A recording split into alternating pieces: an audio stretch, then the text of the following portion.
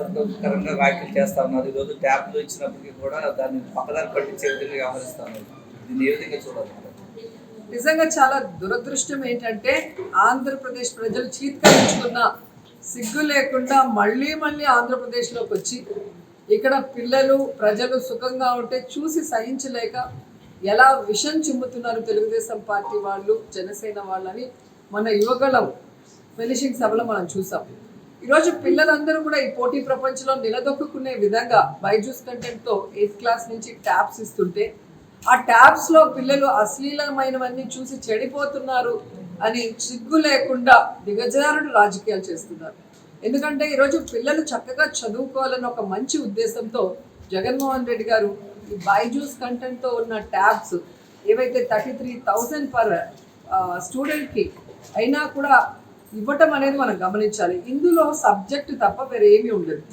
వేరే ఏ యూట్యూబ్లో లేదా నెట్లో ఓపెన్ చేసి చూసేంత పరిస్థితి గవర్నమెంట్ ఇచ్చే ట్యాబ్లో లేదు. కాబట్టి ప్రతిపక్షాలు భయపడాల్సిన అవసరం లేదు.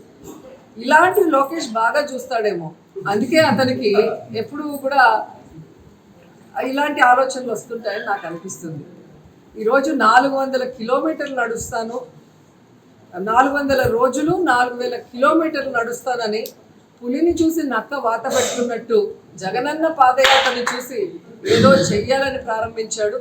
అతను ఎంత ఐరన్ లెగ్ అనేది ఆ యువగళం పాదయాత్ర స్టార్టింగ్ డేనే తెలిసిపోయింది. ఆయన ఇంట్లో రిలేటివ్ అయిన తారకరత్న ఆయన కళ్ళ ముందరే చనిపోతుంటే కూడా పట్టించుకొని ఎమోషన్ లేని ఫెలో ఐరన్ లెగ్ అనే చెప్పచ్చు లోకేష్. ఇప్పటికి మీరు చూస్తే 400 రోజులు కాదు కదా, నాకు తెలిసి 40 రోజులు కూడా కంటిన్యూస్గా నడిచినట్లేడు. నిన్నేమో 200 రోజులు అన్నట్టుగా వాళ్ళు ఆ మీటింగ్లో అన్నారు.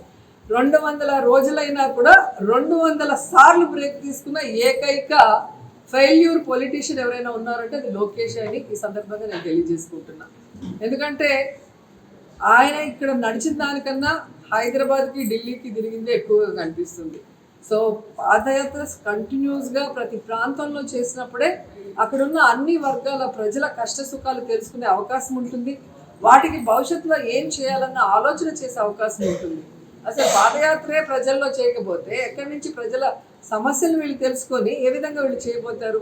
అండ్ వీళ్ళకి నేను చెప్పేది, ఈ రాష్ట్రంలో అయితే ఏ సమస్య లేదు.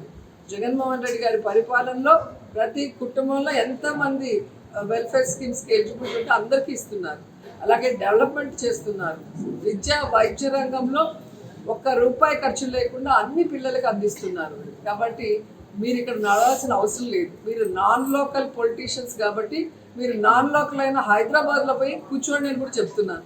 ఎందుకంటే రాబోయే ఎన్నికలు 4 కోట్ల లోకల్ ఓటర్స్కి 4 నాన్ లోకల్స్కి జరగబోతుంది 2024లో. ఆ 4 కోట్ల ఓటర్స్ ఆంధ్రప్రదేశ్లో జగనన్నతో ఉన్నారు. ఆ 4 నాన్ లోకల్స్ ఎవరంటే చంద్రబాబు నాయుడు, బాలకృష్ణ, లోకేష్, పవన్ కళ్యాణ్. ఈ 4 నాన్ లోకల్ పొలిటీషియన్స్ని తరిమి కొట్టేందుకు ఈ రాష్ట్ర ప్రజలు సిద్ధంగా ఉన్నారన్నది వాళ్ళు తెలుసుకోవాలి. తిరుపతిలో ఈరోజు ప్రీ క్రిస్మస్ సెలబ్రేషన్స్కి నన్ను గెస్ట్గా ఇన్వైట్ చేశారు. పిల్లలందరితో కూడా ఇక్కడ ప్రీ క్రిస్మస్ కేక్ కట్ చేసుకోవడం చాలా హ్యాపీగా ఉంది. ముందుగా అందరికీ క్రిస్మస్ శుభాకాంక్షలు. Happy Christmas, merry Christmas. So Christmas అంటే ప్రపంచవ్యాప్తంగా అందరూ చేసుకునే చాలా పెద్ద పండుగ. సో ఇక్కడైతే తిరుపతిలో ఈ ఇన్స్టిట్యూట్లో ప్రీ క్రిస్మస్ అని చెప్పి కేక్ కట్ చేయడంతో క్రిస్మస్ ముందుగానే వచ్చేసింది. క్రిస్మస్ అనగానే అందరికీ బాగా గుర్తొచ్చేది శాంతా క్లాస్. శాంతా క్లాస్ వచ్చి ఇచ్చే గిఫ్ట్స్ అందరికీ ఇష్టం. సో జీసస్ శాంతా క్లాస్ని పంపించి ఇక్కడున్న స్టూడెంట్స్ అందరూ కూడా వారి వారి లైఫ్లో వాళ్ళు ఇక్కడ నేర్చుకున్న ఈ స్కిల్స్తో హ్యాపీగా సెటిల్ అయ్యి చక్కటి జీవితాన్ని చక్కటి జీతాలతో హ్యాపీగా ఉండాలని మనస్ఫూర్తిగా కోరుకుంటున్నాను. అండ్ రాష్ట్ర ప్రభుత్వం ఎప్పుడూ కూడా ఇన్స్టిట్యూట్కి సపోర్టివ్గా ఉంటుందని కూడా ఈ సందర్భంగా తెలియజేసుకుంటూ చాలామందికి తెలియని ఈ కోర్సెస్ నేర్చుకోవాలని కూడా పిలుపునిస్తున్నాను. ఎందుకంటే ఇంటర్మీడియట్ పాస్ అయితే చాలు. ఈ courses BSc in hospitality and hotel administration, అలాగే crafts course in food production, అలాగే craftsmanship certificate course in food and beverage service, అలాగే restaurant captain, housekeeping training, ఇవన్నీ కూడా తక్కువ సమయంలో చక్కగా ట్రైనప్ అయితే అందరికీ కూడా చక్కగా ఉద్యోగాలు వచ్చే విధంగా ఈరోజు తిరుపతిలో మీరు చూస్తే hotel Taj, hotel Manasa Sarovar, hotel Minerva Grand, hotel Paladin Pride, hotel Grand Ridge, Golden Tulip, hotel Bhimas Residency and hotel Kences, వీటన్నిటితో కూడా టైఅప్ అయ్యారు. కాబట్టి వీళ్ళు ఇక్కడ చదువుకుంటూ అక్కడ కొన్ని రోజులు ట్రైనీగా చేసిన తర్వాత చక్కటి హోటల్స్లో వాళ్ళకి ప్లేస్మెంట్ కూడా దొరికే అవకాశం ఉంది. కాబట్టి చుట్టుపక్కల ఉన్న పిల్లలు ఎవరైనా చదువుకొని ఖాళీగా ఉంటే వచ్చి ఇక్కడ ట్రైనప్ అయ్యి మీ లైఫ్లో సెటిల్ అవ్వమని అందరినీ కోరుకుంటున్నాను. సో ఎప్పుడూ కూడా ఏదో డాక్టర్, ఇంజనీర్లో పెద్ద ఉద్యోగస్తులు లేదా బాగా చదువుకున్న వాళ్ళని కాదు, వాళ్ళ ఫీల్డ్స్లో వాళ్ళకున్న టాలెంట్ని సానబెడితే ఖచ్చితంగా వాళ్ళు స్పెషల్ పర్సన్స్గా ఎదగగలుగుతారు.